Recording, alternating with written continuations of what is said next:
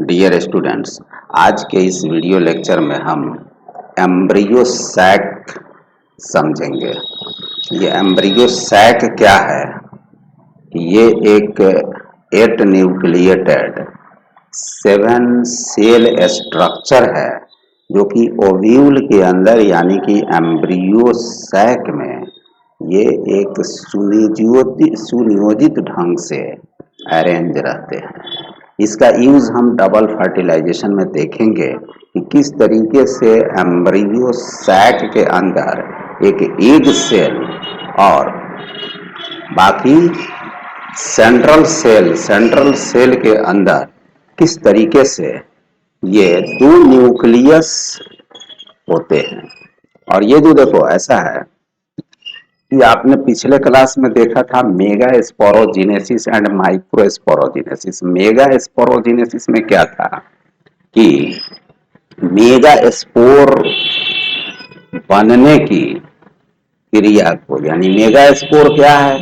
Mega spore female reproductive cell है। उस female reproductive cell के अंदर एग्स होंगे, एक एग सेल और दो एक सेंट्रल सेल होगा। एक जैसा कि आप उस फिगर में देखे होंगे कि सेंट्रल सेल, उस सेंट्रल सेल के अंदर क्या है कि उस सेंट्रल सेल के अंदर दो न्यूक्लियस है जिसको हम पोलर न्यूक्लियाई कहते हैं। यानी कि एम्ब्रियो सैक क्या है कि एम्ब्रियो सैक के अंदर जो सेलुलर अरेंजमेंट है, नीचे आप देख रहे होंगे कि सिनर्जिड के साथ एग सेल है, दो सिनर्जिड सेल्स एंड एक एग सेल, दोनों को मिलाकर 3 सेल है यहाँ।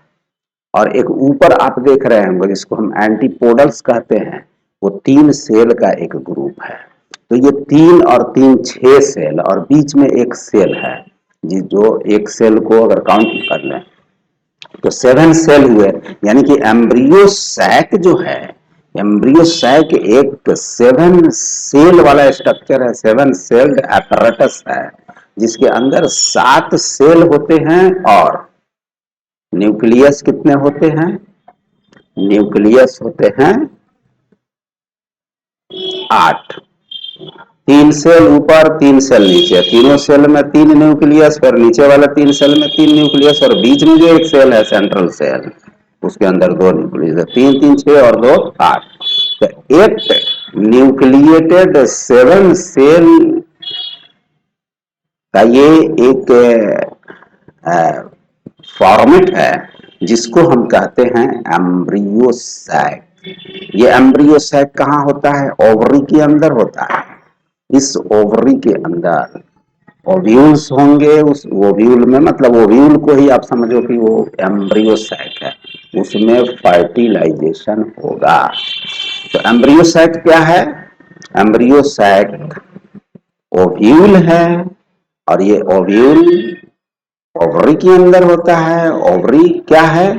तो ये फीमेल रिप्रोडक्टिव ऑर्गन है जिसके अंदर रिप्रोडक्शन के प्रोसेसेज होंगे, फर्टिलाइजेशन होगा। फर्टिलाइजेशन के बाद ओव्यूल जो है सीड में चेंज हो जाता है और ओव्यूल क्या होता है? सीड में चेंज हो जाता है और ये ओवरी जो है वो फ्रूट में कन्वर्ट हो जाता है। तो इस तरीके से हम इस एम्ब्रियो सैक का इस्तेमाल हम करेंगे जब फर्टिलाइजेशन पढ़ेंगे। फिर जो है डबल फर्टिलाइजेशन होगा, उसमें ट्रिपल फ्यूजन होगा। तो किस तरीके से ये, तो अब ये इस एम्ब्रियो सैक का डेवलपमेंट हुआ कैसे?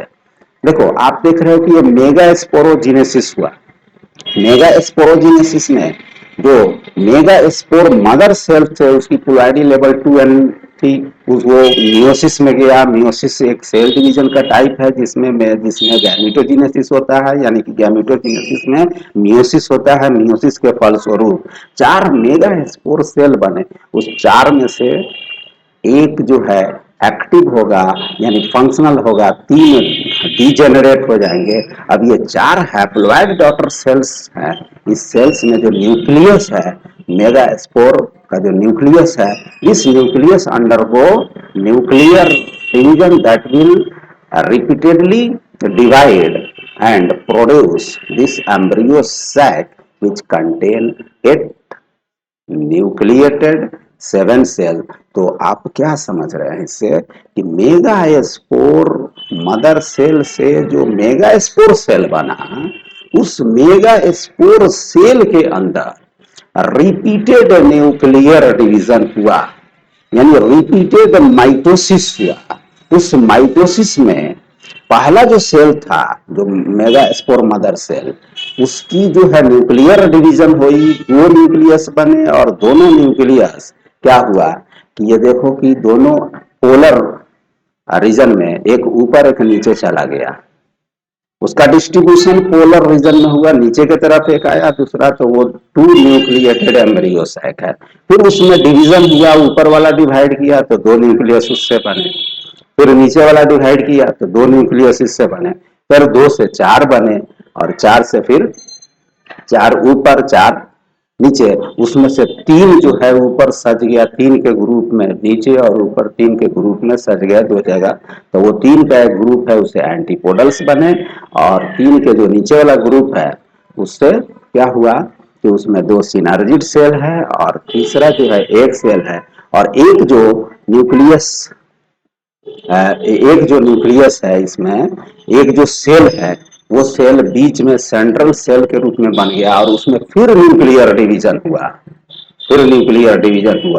तो क्या हुआ, उससे एक सेंट्रल सेल बन गया।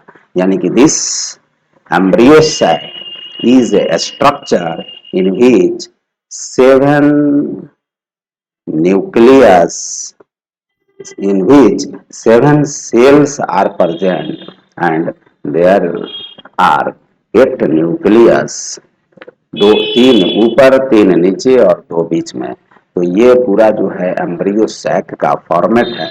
इस एम्ब्रियो सैक का यूज हम करेंगे जब हम डबल फर्टिलाइजेशन पढ़ेंगे।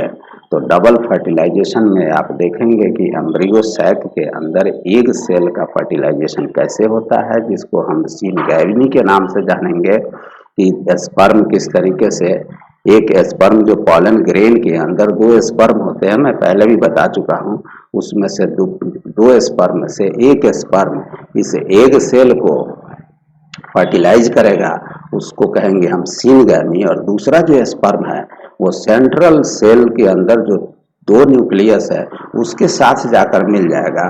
उस प्रोसेस को हम कहते हैं ट्रिपल फ्यूजन, और जो कि 2 बार फ्यूजन हो रहा है इस एम्ब्रियो सैक के अंदर, तो इसलिए कलेक्टिवली हम इसको कहेंगे डबल फर्टिलाइजेशन। तो अगले वीडियो के अंदर हम डबल फर्टिलाइजेशन को और हम डिटेल में पढ़ेंगे कि डबल फर्टिलाइजेशन क्या है और वो क्यों होता है, और ये सारे प्लांट में होते हैं कि कुछ सिलेक्टेड प्लांट है। तो उसमें आप देखेंगे कि सिर्फ एंजियोस्पर्म के अंदर डबल फर्टिलाइजेशन होता है, और डबल फर्टिलाइजेशन से एक एम्ब्रियो बनता है और फिर एक एंडोस्पर्म बनता है। फिर एंडोस्पर्म का फेट क्या होगा, एम्ब्रियो का फेट क्या होगा, वो एम्ब्रियो क्या है, एम्ब्रियो क्या है और एंडोस्पर्म क्या है। तो उससे हमें सीड का कॉन्सेप्ट आएगा, फिर सीड की डिफिनीशन आपको समझ में आएगी, और फिर सीड के अंदर वो एम्ब्रियो किस तरह से रहता है, जिसको हम जो है सीड को जब हम जमीन में डालते हैं तो उससे एक नया प्लांट निकल जाता है। तो उसमें आखिर क्या बात होती है, इसका जिक्र हम अगले वीडियो में करेंगे। तो thanks for watching this video.